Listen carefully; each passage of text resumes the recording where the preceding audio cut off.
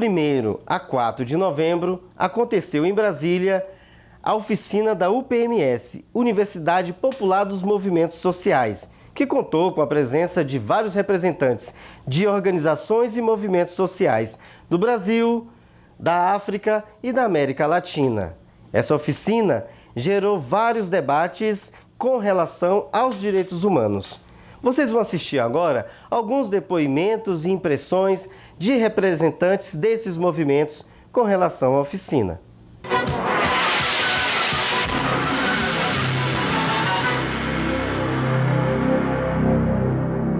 Gostaria de conversar com vocês sobre a importância do movimento, da luta, da vigilância constante em nosso país, o Brasil, das questões que nos são mais caras, que são fundamentais para a existência de qualquer ser humano nesse planeta e para que a gente possa dizer que está realmente garantindo os direitos humanos de todas e de todas, que é o direito à alimentação, o direito à saúde, o direito à moradia, direito ao transporte, a um trabalho digno e o direito ao ir e vir de todas as pessoas que têm o direito de estar na cidade, no campo, na praia, no bosque, na floresta, onde elas quiserem, vivendo e sendo respeitadas como seres humanos que têm todos os seus direitos, infelizmente, neste planeta ainda violados, mas que a gente tem uma luta que é uma luta que conta contigo e que conta comigo para que a gente possa um dia dizer que vivemos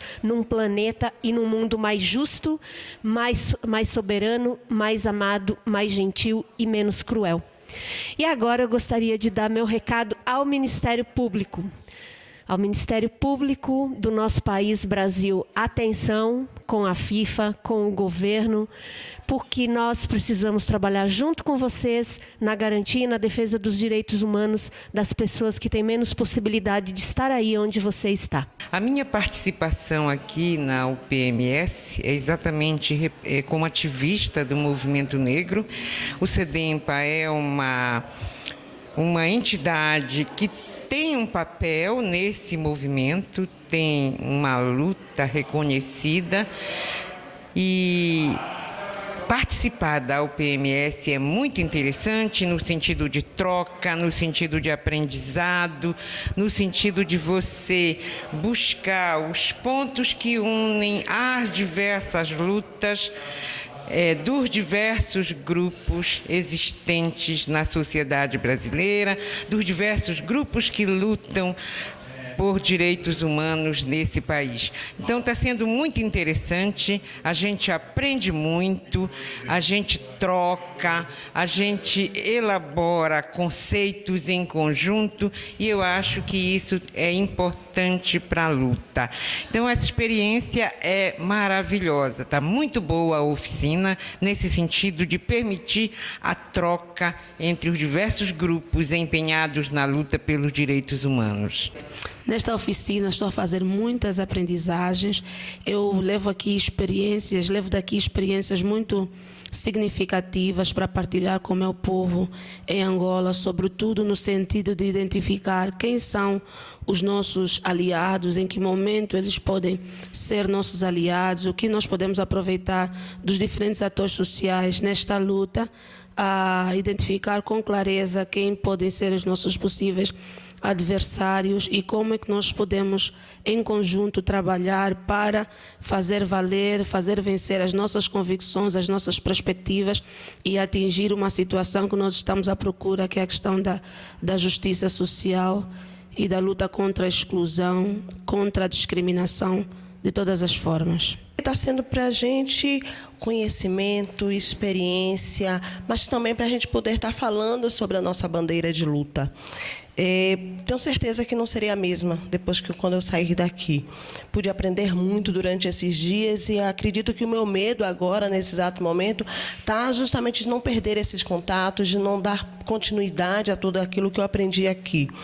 A minha cabeça está repleta de experiências. Mas também foi muito importante porque eu pude justamente estar falando para os outros movimentos sobre o que é a população em situação de rua, toda a violência que a população em situação de rua está vivenciando nesse momento. E eu pude também contactar que a minha luta não é diferente da luta dos outros irmãos, porque os negros também estão sendo assassinados e nós temos negros dentro do nosso público. O pessoal do LGBT está sendo assassinado, nós também temos público LGBT dentro de nós. Então, as falas se unem, as lutas terminam sendo iguais. Então, eu acredito que esse é o começo de um novo mundo mais acadêmico, mais intelectual, que vai muito nos ajudar na nossa militância. Então, eu quero agradecer muito essa oportunidade para o meu crescimento pessoal, mas também para o crescimento do Movimento Nacional da População de Rua. E eu queria dizer duas coisas que eu acho importantes nesse momento. Primeiro, é que uma oficina da Universidade Popular dos Movimentos Sociais como essa, onde a gente tem a oportunidade de dialogar, refletir com várias pessoas e ativistas de vários movimentos espalhados pelo Brasil e pelo mundo, é importante para empoderar e para nos dar mais força nas nossas lutas diárias. E segundo, dizer que o nosso trabalho em Belo Horizonte, através do Centro de Defesa de Direitos Humanos da População de Rua e dos Catadores, é uma iniciativa inédita na defesa dos direitos dessas duas populações, de rua e catadores, em parceria com o Ministério Público Estadual, que é um grande parceiro e tem feito um trabalho também muito interessante na garantia do direito desses dois grupos, e também da CNBB, junto com a Secretaria de Direitos Humanos, que são parceiros nesse projeto. A importância, então, que a gente tem de levar adiante um trabalho, uma luta em prol dos direitos humanos, para que esse mundo seja melhor, para que esse mundo caiba a todos e todas, onde a gente possa ser mais feliz, com mais dignidade, mais cidadania para todas as pessoas.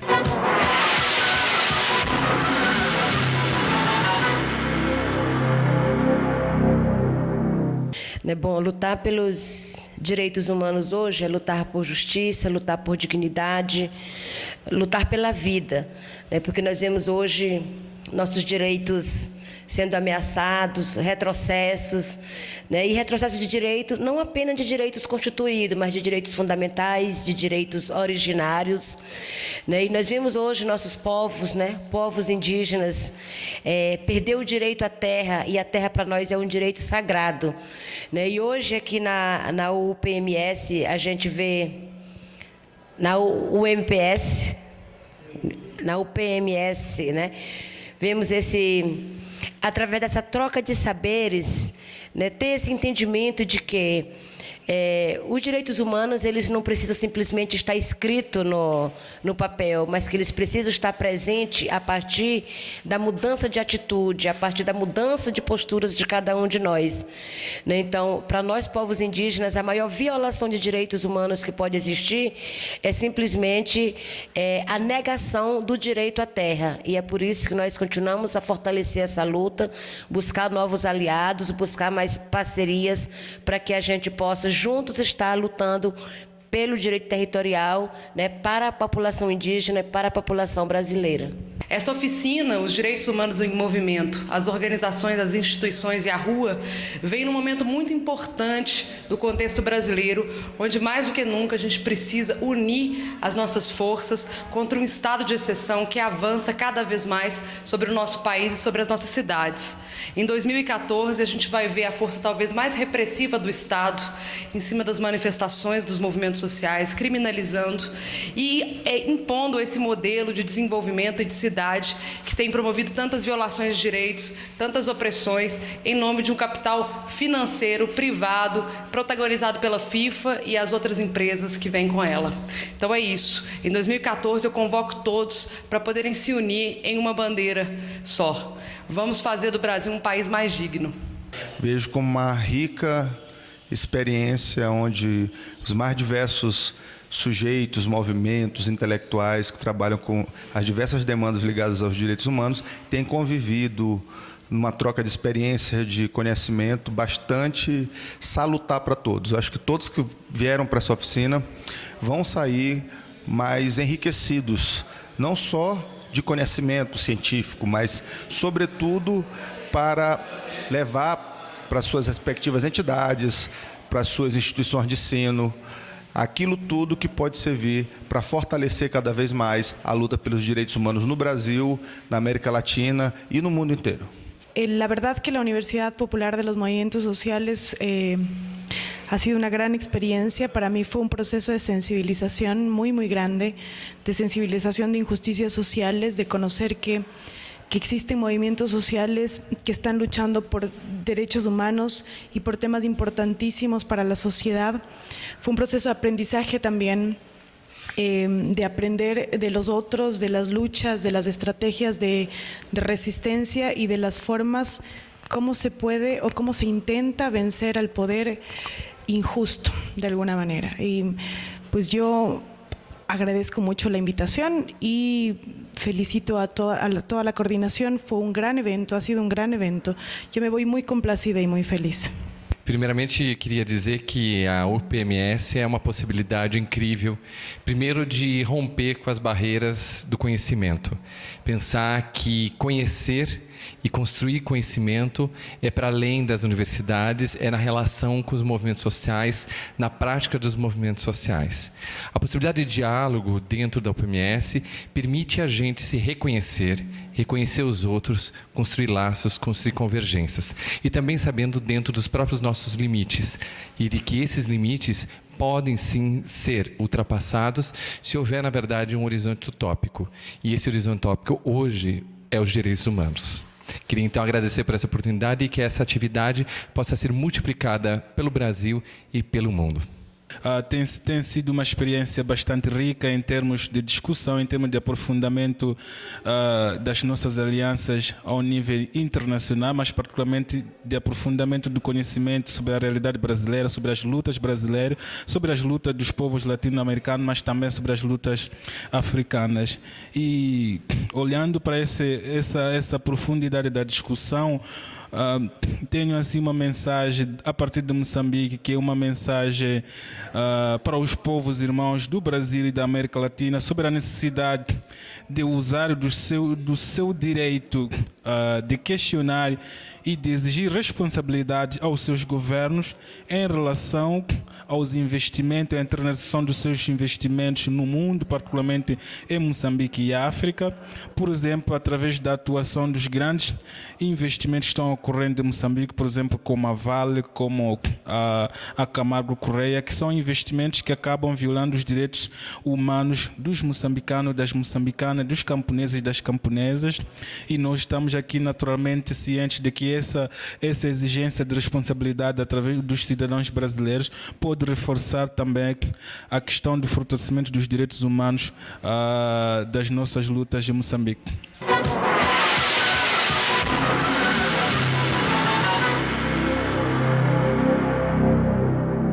Eu gostaria de discutir ou problematizar rapidamente a questão da mídia com referência aos movimentos sociais.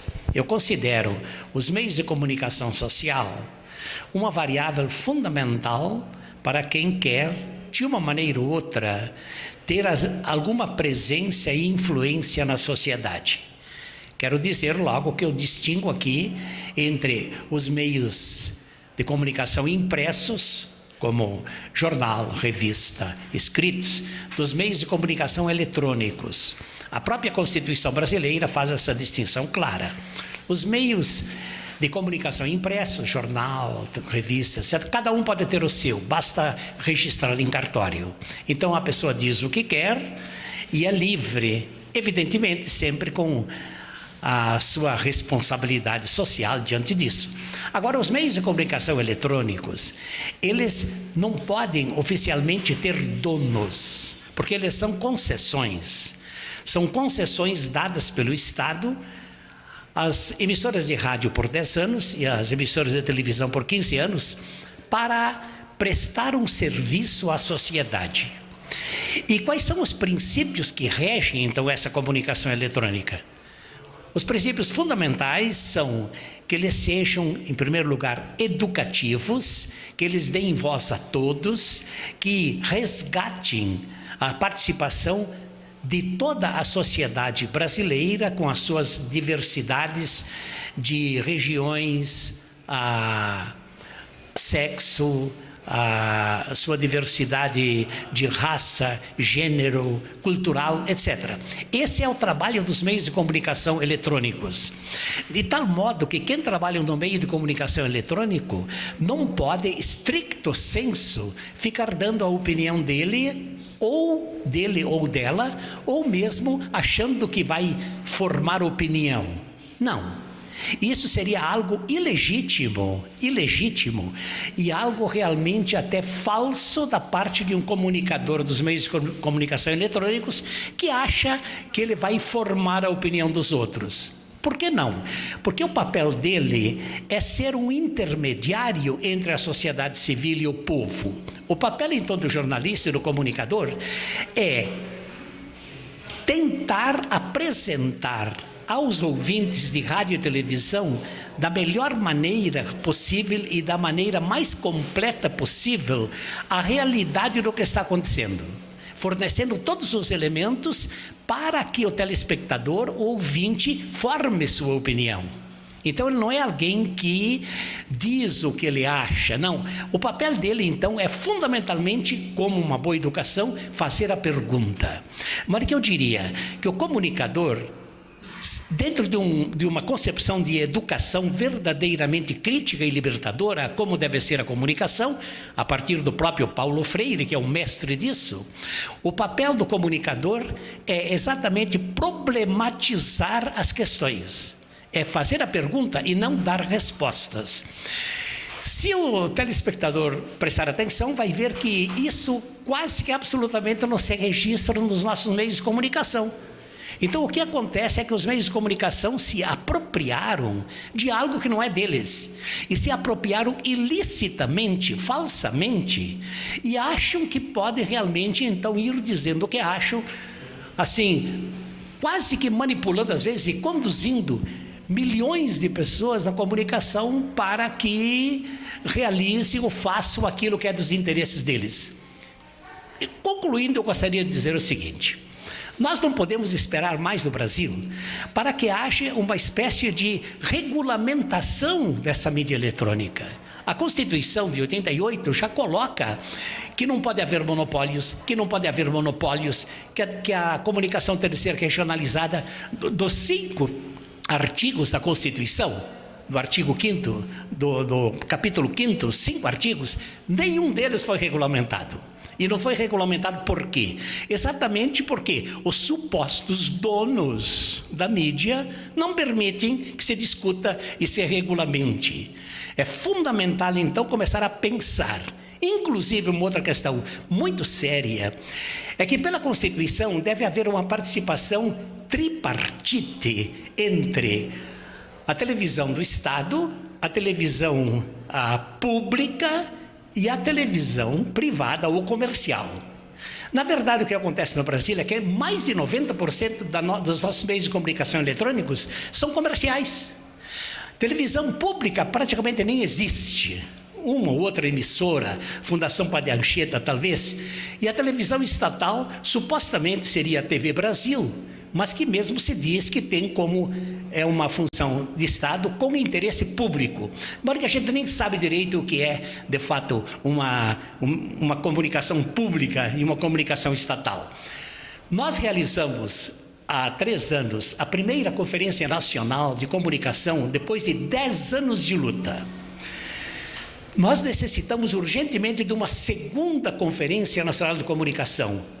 E eu diria que o tema fundamental seria exatamente discutir a comunicação pública no Brasil, para que o povo se sinta representado. Porque a televisão pública, a comunicação pública, ela viria e seria organizada por todos os grupos sociais da sociedade, todas as forças vivas da sociedade, universidades, igrejas, movimentos populares, sindicatos, cooperativas. Eles elegeriam o seu representante e então fariam um conjunto todo das forças vivas da nação e eles escolheriam então o presidente dessa televisão ou desse meio de comunicação público. Então toda a população estaria representada. Isso que é verdadeira comunicação, sem querer copiar, mas todos reconhecem que a melhor televisão do mundo é a televisão da BBC de Londres, e lá funciona exatamente assim. Todas as forças vivas da sociedade escolhem seu representante, então se forma um board, são 50 e poucos participantes, esse board escolhe o presidente que vai realmente propiciar, então, é assim, propiciar uma comunicação verdadeira, participativa.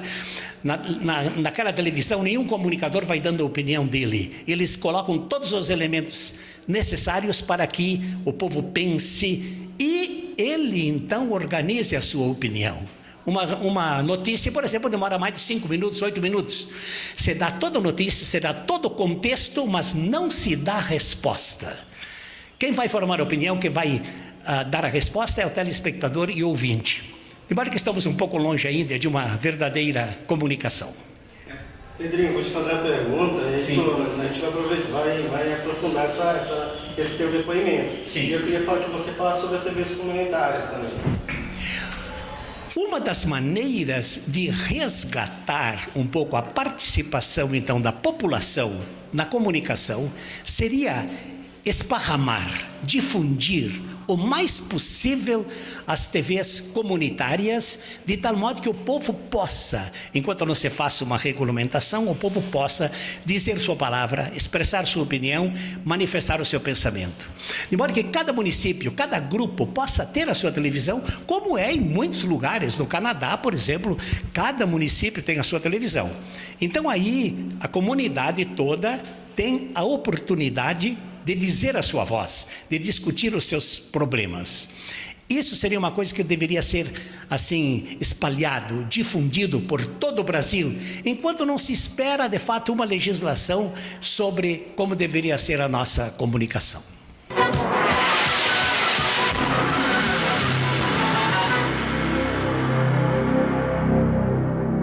Nessa perspectiva de discutir o racismo como eixo estruturador para definir as desigualdades sociais e econômicas no país, a gente também veio com o intuito de, para além de denunciar o genocídio em massa da população negra, especialmente da juventude negra, de falar de um movimento que tem acontecido a nível nacional, que é essa rearticulação das organizações de mulheres negras na luta pelo combate ao racismo, contra o genocídio da população negra, especificamente da juventude, porque a gente compreende que a cada menino assassinado no país é uma família inteira que morre.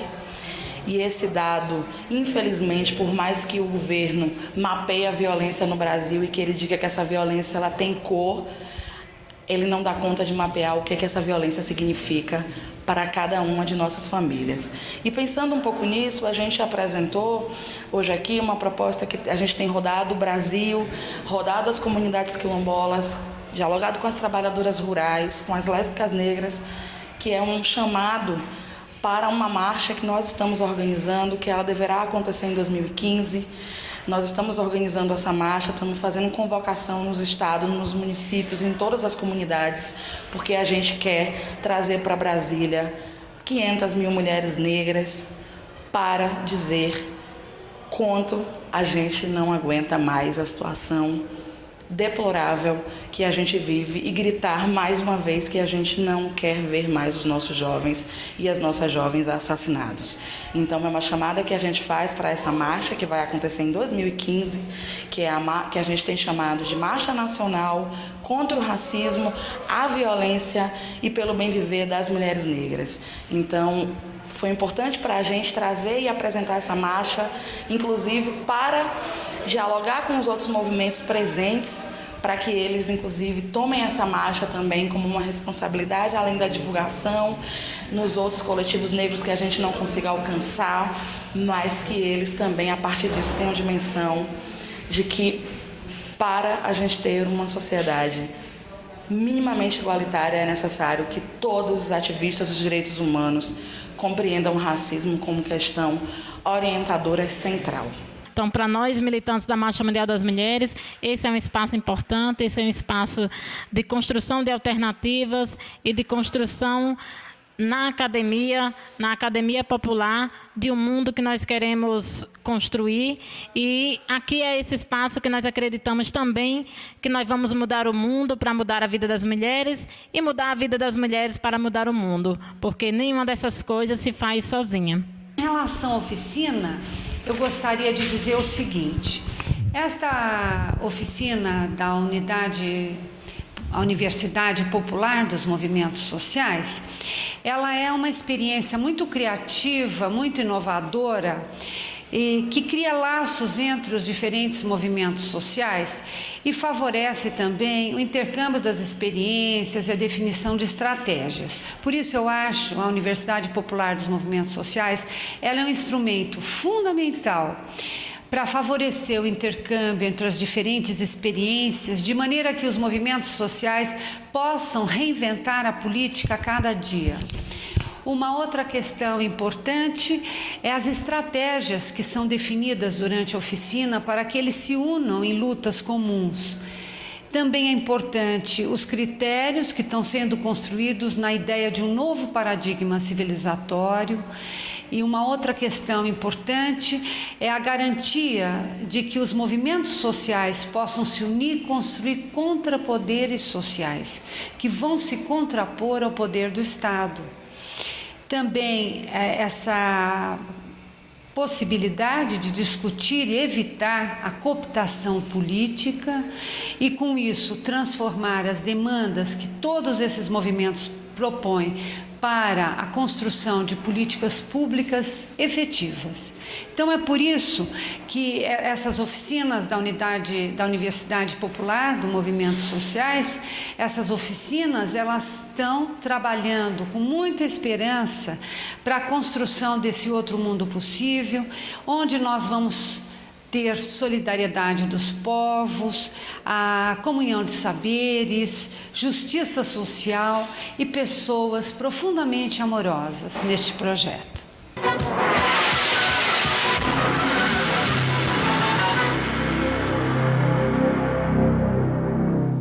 Nesses 3 dias de debate, os representantes de movimentos sociais na oficina da UPMS produziram uma videocarta que será entregue ao Ministério Público.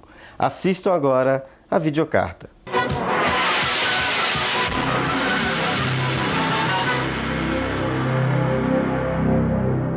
Para nós, os movimentos populares sociais do Brasil, o Ministério Público tem um papel fundamental na defesa dos direitos humanos. Agora, tem questões que para a sociedade, principalmente para as comunidades tradicionais, a gente queria tratar com o Ministério Público. Uma é a omissão do Ministério Público. Tem muitos casos no Brasil que a gente busca o Ministério Público e o Ministério Público, às vezes, se coloca dizendo que não é possível, não tem competência, ou então simplesmente não leva o caso adiante. Sobre as violações de direitos humanos, né? Então a gente pede que o Ministério Público faça investigação da violação dos direitos humanos por parte das empresas brasileiras e do Estado fora do território nacional, principalmente nos países africanos e da América Latina, onde as empresas com recursos e incentivos do governo brasileiro estão violando os direitos dessas populações. A gente também queria falar assim, a gente tem uma queixa sobre a atuação do Ministério Público nos casos coletivos, principalmente das comunidades tradicionais, quilombolas, indígenas, as comunidades tradicionais como um todo, e nas questões ambientais, que a gente tem sentido aí uma missão mais forte ainda do Ministério Público, né? Nesses casos, e que essa ação do Ministério Público precisa se intensificar sem bloquear a ação independente dos movimentos, quando tem assessoria jurídica, e também da própria Defensoria Pública.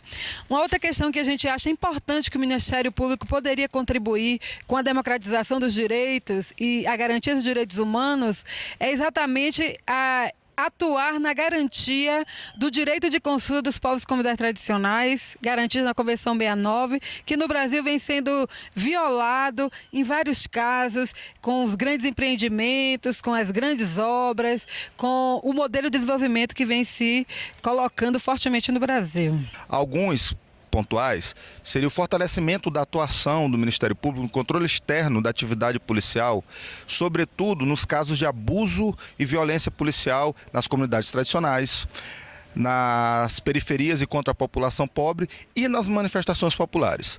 Também poderíamos colocar que o Ministério Público tem que ficar muito atento aos casos de violação de direitos humanos durante a realização da Copa do Mundo. E antes, no caso também das remoções forçadas, onde o Ministério Público pode ter uma ação orientada à prevalência dos valores como função social da propriedade, dignidade humana e autodeterminação dos povos. Da mesma forma, nós achamos que o Ministério Público tem que, para a sociedade, ser um pouco mais aberto. Por isso, poderia ser uma das questões interessantes do Ministério Público a criação de ouvidorias externas nos moldes da Defensoria Pública, bem como outros mecanismos de participação direta. O Ministério Público que a gente quer e precisa é um Ministério Público que seja absolutamente comprometido com a efetivação da democracia.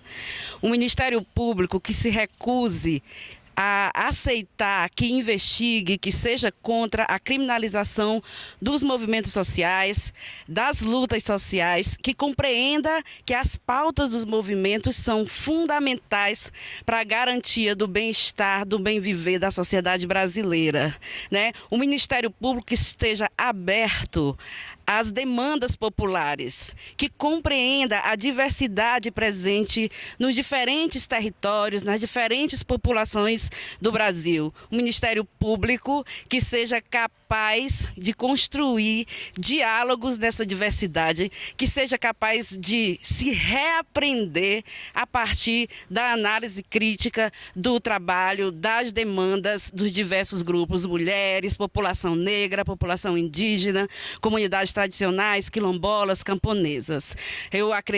Nós acreditamos que as lutas sociais e os sujeitos sociais têm muito a enriquecer na construção da democracia, do bem-estar, da qualidade de vida de todas as populações e do Brasil como um todo. Que o Ministério Público investigue os crimes de exploração sexual contra as crianças e adolescentes que estão ocorrendo em torno dos megas eventos, né, e dos grandes projetos de infraestrutura em torno dessas grandes obras de desenvolvimento, como a questão da exploração do petróleo, mineração. Então, é super importante investigar, e não só no sentido da denúncia, mas no sentido também da prevenção, que já é notório que esses casos ocorrem frequentemente. Então, é importante que haja prevenção desses crimes contra as crianças e adolescentes, que é a exploração sexual. Um outro aspecto importante é a onda de violência contra as mulheres, né? É importantíssimo que o Ministério Público investigue, né, as frequentes denúncias que as mulheres estão fazendo em relação à onda de estupros, né, estupros corretivos e coletivos. E no sentido dos estupros corretivos, dizem sobretudo, né, atinge sobremaneira as mulheres lésbicas. Então é importante garantir essa questão da diversidade sexual e garantir que esses crimes sejam investigados e que sejam punidos.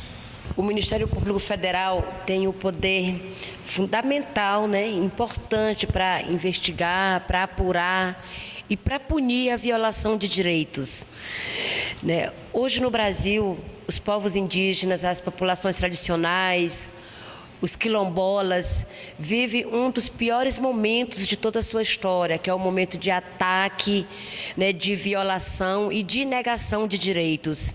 E nós temos ainda aí um Ministério Público com atuação muito tímida, né, com uma atuação muitas das vezes de tentar conciliar, né, enquanto nós precisamos que esse Ministério Público que está aí para defender, para fazer cumprir o direito, ainda fica às vezes de braços cruzados esperando uma denúncia e não toma a iniciativa. Muitas das vezes, né, o seu papel se dá a partir da denúncia, né? Então é apenas um papel reatório, apenas de reagir, enquanto que ele precisa ter iniciativa de investigar e de punir, né? Então, hoje no Brasil, muitas são as violações de direitos, muitas são a falta de cumprimento desse direito constituído, mas nós temos hoje um direito fundamental que o próprio STF já reconhece como um direito originário, que é o direito ao território, né? E nós precisamos que o Ministério Público Federal garanta esse acesso ao território, tanto para as populações indígenas, como para a população quilombola, né, como para as demais populações que hoje vivem, né, lutando por um pedaço de terra. É importante que se entenda que a relação dessas populações com a terra é muito mais que um pedaço de terra, é muito mais que um lote, mas que é um direito sagrado, é uma relação direta, uma relação de mãe.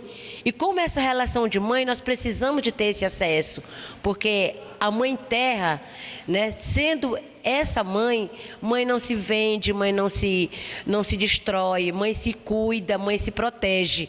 E é por isso que nós, povos indígenas, continuamos com a nossa bandeira de luta, né, a primeira bandeira de luta, como esse direito à garantia dos territórios.